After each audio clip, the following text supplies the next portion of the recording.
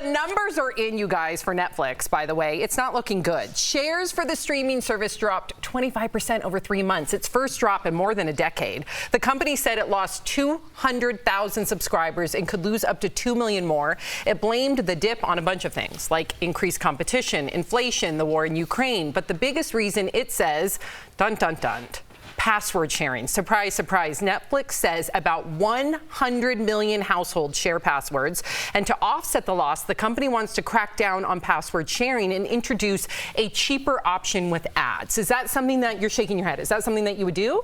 I think it's all to blame. I don't think there's one thing, password sharing, that represents the downfall. I think there's a lot of things. I think it's the content that they have. I think it's maybe they have too many options. I almost go to Netflix sometimes and get overwhelmed because it's not like Kelly's shaking her head. Yeah, Apple TV, and not just to pick the ones that I like. I'm sure everyone has their favorite. But Apple TV has really great programming. HBO has really great shows and programming. Netflix just seems like it's like, come on over, we'll put it on the air. And I don't know, maybe that's part of it too. That's just my. It's interesting before you chime in that you brought up really quickly Apple TV, because Apple TV and Amazon are the only ones that are up. Every other streaming service from HBO to Disney Plus to Netflix is down.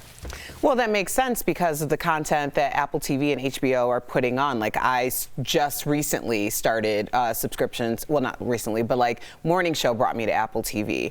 HBO, I don't remember. I May Destroy You brought me to HBO. So those are the reasons why I went there. But we wouldn't be having this conversation when it comes to broadcast, and that's exactly where Netflix got their viewership from. People who didn't feel that they had content that was catered to them on broadcast. So this is just a business thing. Well, I want to ask you, Al, if you think it has to do with woke culture, because Elon Musk, actually, that's what he's blaming. So what he said is that the reason why Netflix has lost subscribers is because he's accusing them of pandering to the left. So Elon tweeted, "The woke mind virus is making Netflix unwatchable." Some online pointed to so-called woke content like this series from Japan called He's Expecting, about a biological man who mysteriously becomes pregnant.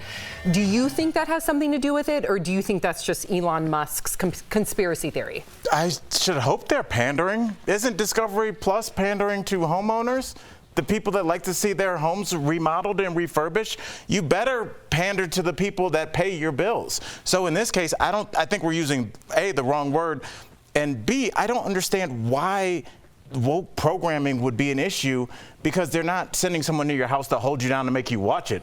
If there's content that you say that's too left for me, that's too liberal for me, you go to the next program. I don't understand why just seeing a thumbnail of something would make you cancel your Netflix subscription. I just think you're trying really hard to attach something to really a situation where I just think people have more options. Well, also, isn't Netflix just feeding you back an algorithm? Because Absolutely. When I go to Netflix, I get, or it used to be an actual category that said African American comedies, because that's how many I would watch.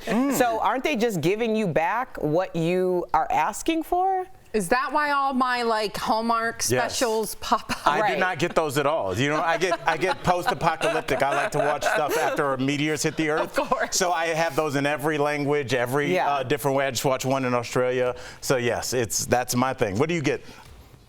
Gold mining stuff? Yeah, Discovery, everything. Yeah.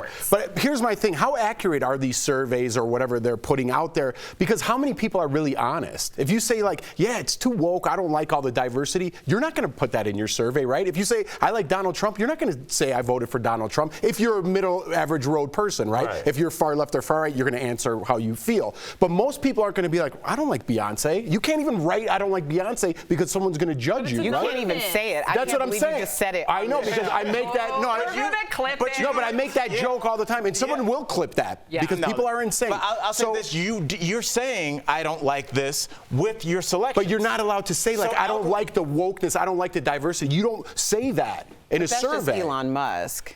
Don't bring Elon into it. I'm saying regular people. But that's what he said. It wasn't like a survey. That was. But his I think opinion. there's people out there that feel that way. Sure. And when you bring in Elon Musk or you bring in some sort of political party, then it gets all tainted and muddied, right? Yeah. I'm saying just the average person, they're not allowed to express how they feel for the fear that they might be judged in a certain way. And I agree. I'm just saying, what I'm saying is they're expressing how they feel when they see a thumbnail of a program that they like. As soon as they say, I want to watch this, all the pregnant man stuff from Korea, that's going to go away. And whatever you're clicking on, you're going to get 5 more shows kind of like that. That's such a ridiculous, anomaly of an example. Like that's one. How much programming do we see on Netflix? It's all across the board.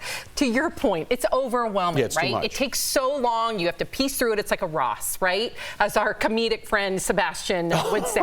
Like it's just too much. You get overwhelmed and you end up leaving. So maybe that's part of it. But in reality, a couple years ago, it was just Netflix, right? Maybe Hulu. Now we have all these other streaming services. So of course people are either going to diversify. Not everyone's going to want to own all of that. It's too expensive. I'm already going to start peeling away. It's also when you become the king, people want to come for you. So Absolutely. Netflix is the king of streaming right now. People are going to throw anything they can to chop the legs off the king and put someone else on top. That's just how we work. It's That's strange. it. Capitalism. Yeah.